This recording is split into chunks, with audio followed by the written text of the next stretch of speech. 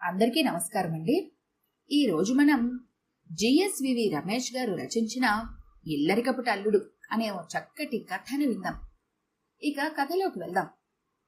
ఇల్లరికం వెళ్లాలని మా రూమ్మేట్ శంకర్రావు ఎప్పటినుంచో సరదా పడుతూ ఉండేవాడు. వాడి కోరిక ఇన్నాళ్లకు తీరబోతోంది. మిలిటరీలో పనిచేసి రిటైర్ అయిన సుందర్రామూర్తి గారి ఏకైక పుత్రికారత్నం మెల్లకన్ను మీనాక్షికి మొగుడుగా వచ్చే నెల 1 నుండి కొత్త అవతారం ఎత్తబోతున్నాడు.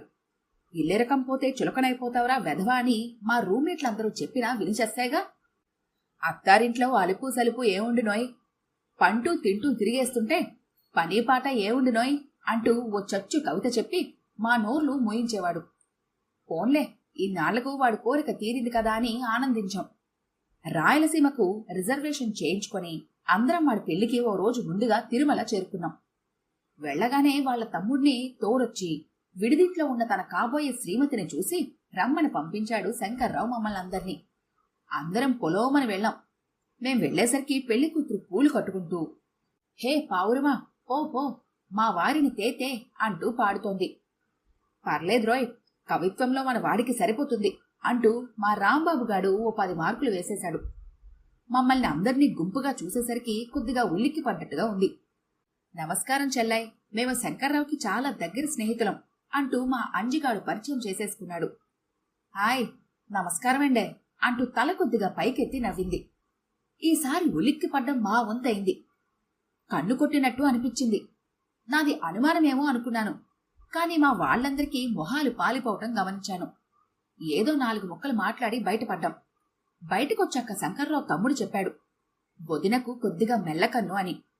హమ్మయ్యా అనుకున్నాం. మరి ఆయ్ నమస్కారమండే. ఇదేం భాషోయ్, కొంపదేసి మీ వదిన ఆదిలాబాద్ అడవుల నుండి రాలేదు కదా? ఉండబట్టలేక అడిగేశాడు మా కోతిగాడు. అబ్బే లేదండి, ఏదో కాస్త కంగారు పడినట్లుంది అంతే అంటూ సర్ది చెప్పాడు మా శంకర్రావు తమ్ముడు. మొత్తానికి శంకర్రావు పెళ్లి చాలా ఘనంగా జరిగిపోయింది. మేం తిరిగి వెళ్లిపోయే ముందు మా శంకర్రావుని పక్కకు పిలిచి కొన్ని హితవచనాలు పలికాము. ఒరే బడుద్దాయ్, పెళ్లి అయిపోయిందని సంబరపడిపోకు. ఇళ్లలగ్గానే పండగ కాదు, నీ లేకి బుద్ధులు మార్చుకొని చావు అన్నట్లు నీ సంసారం సుఖంగా ఉండడానికి ఈ సూత్రాలు పాటించి చావు అంటూ కొన్ని సూత్రాలు ఏకరవు పెట్టాము. ఇల్లరికం కదా అని ఏది పడితే అది చేయించుకొని కక్కుర్తి వెధవలా తినమాకు. సిగరెట్టుకి వక్కపొడికి మీ మామగారి దగ్గర డబ్బులు అడగమాక. మీ ఆవిడ్ని హోటళ్లకి తీసుకెళ్లినప్పుడు మరీ పిసినారి వెధవలా 1/2 చాయ్ అంటూ చెప్పక కనీసం ఒక గోల్డ్ స్పాట్ అయినా ఇప్పించు.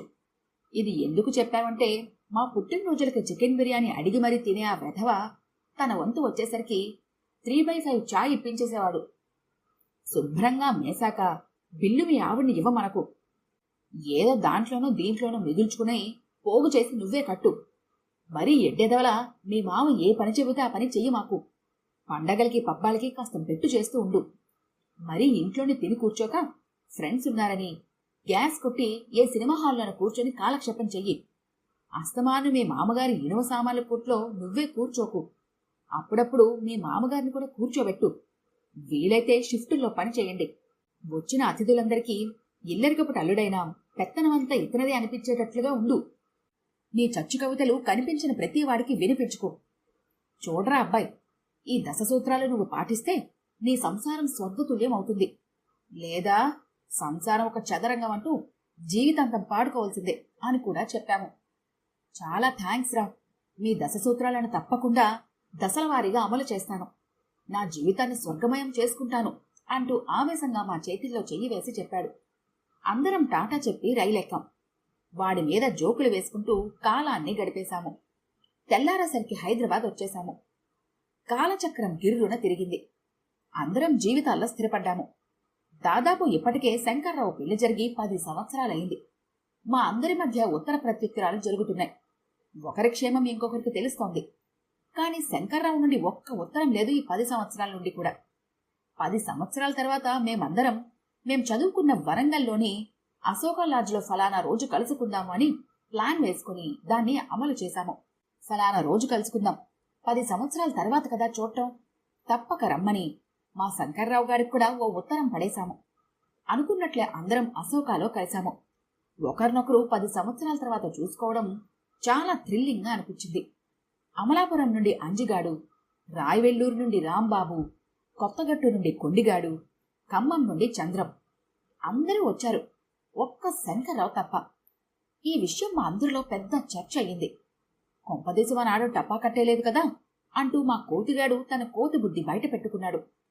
ఓరి వెధవా, ఇంకా నీ భాష మారలేదా? కోతిగాడు అనిపించుకున్నావు అంటూ అందరం నవ్వుకున్నాము. చివరకు అందరం శంకరంగాడి ఉనికి తెలుసుకోవడానికి వాళ్ల మామగారు ఊరి ఏలూరు బయలుదేరాము. ఈస్ట్ కోస్ట్కు వెళ్లి మధ్యాహ్నం 3 అయ్యేసరికి ఏలూరులో దిగాము. మొత్తం 6గురం, నేను, అంజి, కొండి, కోతి, చంద్రం, రాంబాబు. భుజాలకు సంచులేసుకుని తిన్నగా పాత బస్టాండ్లోనూ ఇనుప సామాను కొట్టుకు చేరుకున్నాం. ఎవరో కావడ కుర్చీలో కూర్చుని ఏదో దీక్షగా రాసుకుంటోంది. బాగా లావుగా ఉంది. మాకు అనుమానం వచ్చింది, మా సన్నాసిగాడు ఈ కొట్టుని ఎవరికో అమ్మేసుంటాడు అని. ఎందుకైనా మంచిదని మా కోతిగాడు దగ్గరికి వెళ్ళి అడిగాడు, ఏమండి, ఇది శంకర్రావు గారు కొట్టేనా అని. కాదు అంటూ తలెత్తింది ఆవిడ. ఒక్కసారిగా ఉలిక్కి పడ్డాము మేము. అదే కన్ను కొట్టడం. సరిగ్గా 10 సంవత్సరాల క్రితం కూడా. ఇది మీనాక్షి ఇనుప సామాను కొట్టు, బయట బోర్డు కనిపించటం లేదా? అవును, ఇంతకీ తమరెవరు? గడగడ అడిగేసింది. ఆ అడగడంలో సున్నితత్వం లేదు, పైగా కావాలని తెచ్చుకున్న కరుకుదనం ఉంది. అమ్మదేని మొహం మండా, మంచి టెంపర్లా ఉంది అంటూ మా అంజిగాడు నా చెవిలో గొనిగాడు. హుష్ అంటూ నేను వాటిని దూరంగా తీసుకెళ్లా. గుర్తుపట్టలేదట్రా వెధవా, ఆవిడెవరనుకున్నావు? మన శంకరంగాడి భార్య. అట్టే పేల మాకు అంటూ చిన్న సైజు వార్నింగ్ ఇచ్చాను. ఈలోగా మా రాంబాబు అడిగాడు, మమ్మల్ని గుర్తుపట్టలేదా చెల్లాయ్? మీ పెళ్లికొచ్చాము అన్నట్లు శంకరం బయటికెళ్లాడా? ఇంటికెళ్ళండి, అక్కడున్నారు అంటూ విసురుగా సమాధానం చెప్పి మరలా తన పనిలో మునిగిపోయింది. ఆవిడ ప్రవర్తనకు కాస్త బాధపడ్డా, ఏదో ఇంట్లో గొడవ ఉంటుందిలే, మూడు బాగున్నట్టు లేదు అని సర్ది చెప్పుకొని వసంతమహల్ దగ్గరున్న వాడి ఇంటికి దారి తీశాము. తిన్నగా వాడింటికి వెళ్లి తలుపు కొట్టబోయాము. లోపల నుంచి చిన్నగా పాట వినిపిస్తోంది. లాలిజో లాలిజో ఊరుకో పాపాయి, నువ్వుగాని ఏడిస్తే మీ అమ్మా నన్ను తిట్టెను. వారిని, వీడి సొంత కవిత్వం మాననట్లుంది అనుకుంటూ మరలా తలుపు కొట్టబోయాము. ఇంకో పాట వినిపించడంతో మా రాంబాబు నన్ను ఆపేశాడు. ఆగబోయ్, ఏం పాడతాడో విందాం అంటూ. బట్టలుతకగలను ఓ లలనా, అంట్లు తోమగలను ఓ లలనా, చీర కట్టగలను ఓ లలనా, చారు కాయగలను, పప్పు వండగలను, మనిషి బ్రతికింతే అంటూ ఇంకా ఏదో పాడబోయాడు. కాని ఈలోగా ఉండబట్టలేని మా కోతిగాడు తలుపు కొట్టాడు. ఆయ్ వత్తనాను అంటూ లోపల నుండి వినిపించింది. అమ్మా, వీడి భాష తగలడా, మారిపోయినట్లున్నాడు. సంవత్సరం కాపురం చేస్తే వాడు వీడు వీడు వాడు అవుతారట అనుకున్నాం నవ్వుకుంటూ. తలుపు తీసింది ఓ ఆకారం. సన్నగా పేలగా ఉన్నాడు. నల్లగా కళ్ళు పీక్కుపోయి రేపో మాపో అనేటట్లు ఉన్న ఆకారం మా శంకరందని గుర్తుపట్టడానికి మాకు అట్టేసేపు పట్టలేదు. లాగు తప్ప ఒంటి మీద మరో పట్టలేదు. చంకలో బొద్దుగా ఉన్న ఓ పాప ఉంది. శంకర్రావుని ఆ స్థితిలో చూసేసరికి అందరికీ దుఃఖం ముంచుకొచ్చింది. మా కొండిగాడైతే శంకరాన్ని పట్టుకొని, ఏమిట్రా ఇది అంటూ కళ్ళ నీళ్లు పెట్టుకున్నాడు. మొహాన చిరునవ్వు పులుముకొని మమ్మల్ని నవ్వించడానికి ఏదో జోకులు చెబుతూ కుశల ప్రశ్నలు వేస్తూ టీ కాచి పట్టుకొచ్చాడు మా శంకరం. ఏరా, ఒంట్లో బాగుండటం లేదా అని అడిగాను నేను.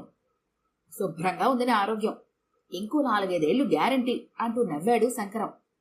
మరి అవతారం ఏమిటి అడిగాడు కొండిగాడు. అంతా భ్రాంతియేరా, ఇల్లరికమంటే వాంతిలేరా అంటూ కవిత్వం చెప్పబోయాడు శంకర్రావు. కాని కొట్టేట్టు ఉన్న అంజిగాడి మొహం చూసి ఆగిపోయాడు. సరిగా చెప్పాడు అంటూ గట్టిగా గదిమాడు అంజిగాడు. ఏం చెప్పండ్రా బాబు, ఇల్లరికం ఇల్లరికం అంటూ కలవరించాను గదా, దాని ఫలితం ఇది అంటూ ఒక్కసారిగా కళ్ళనీళ్లు పెట్టుకున్నాడు మా శంకర్రావు. వాణ్ణి ఆ స్థితిలో చూసేసరికి నిజం చెప్పద్దు, అందరికీ జాలేసింది. ఏరా, దశసూత్రాలు అమలు చేయలే మా కోతిగాడు అడిగాడు. చేసే అవకాశం రాలేదురా. ఏ అంటూ అందరం ఆతృతగా కోరస్గా అడిగాం. ఏం చెప్పమంటారు, వంట చేసేది నేనే కాబట్టి ఏది పడితే అది చేసుకుని తినే ఓపిక చచ్చిపోయింది. ఇక రెండోది, నువ్వు సిగరెట్లు తాగి ఒక్కపొడి తింటే కనుక నేను ఫుల్ బాటిల్ మందు కొడతాను అంటూ మా ఆవిడ మొదటి రోజే అల్టిమేటం ఇచ్చింది. ఇక మూడోది, మా పెళ్ళైనప్పటి నుండి ఎప్పుడు మా ఆవిడ నన్ను హోటల్కి తీసుకెళ్లడమే కాని నేను తీసుకెళ్ళటం జరగలేదు. 4వది, హోటల్కి వెళ్ళిన ప్రతిసారి చల్లని మంచినీళ్ళు ఇప్పించేది. టీ త్రాగడం కూడా ఖర్చు దండగని. ఇక బిల్లు సంగతి ఎందుకొస్తుంది?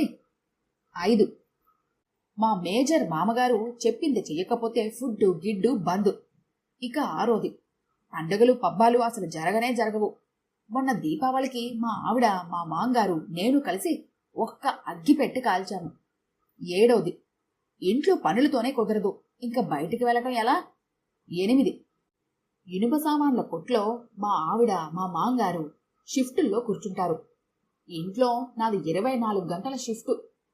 9, వచ్చిన అతిథులందరికీ కాఫీ టిఫిన్లు మోసే బాధ్యత నాదే. ఇక అదే నా పెత్తనం. 10, ఇక కవితల మాట అంటావా, వినిపించడానికి నా దగ్గర ఎవరూ లేరు.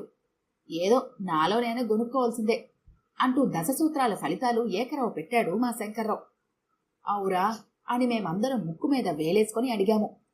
ఓ ఉద్యోగం కోసం చూడలేకపోయావా అని. ఆ ముచ్చట తీరింది. తంబి దర్బార్ బత్తి ఫ్యాక్టరీలో క్లర్క్గా ఉద్యోగం వచ్చింది. తెల్లారే మా మామగారు పైరవీ చేయించి నా ఉద్యోగం ఊడగొట్టించారు. అబ్బా, అంత పలుకుబడా మీ మామగారికి? ఆశ్చర్యంగా అడిగాడు మా కొండలరావు. వాడికన్నీ ఆశ్చర్యమే.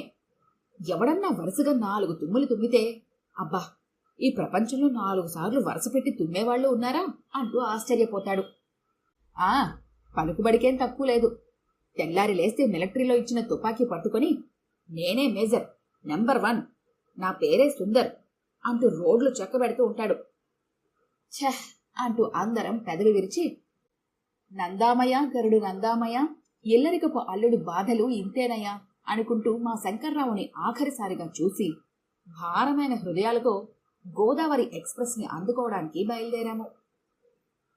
ఈ కథ కనుక మీకు నచ్చినట్లయితే లైక్ చేయండి, షేర్ చేయండి. మరిన్ని ఇంట్రెస్టింగ్ కథల కోసం మా ఛానల్ని తప్పకుండా సబ్స్క్రైబ్ చేసుకోండి.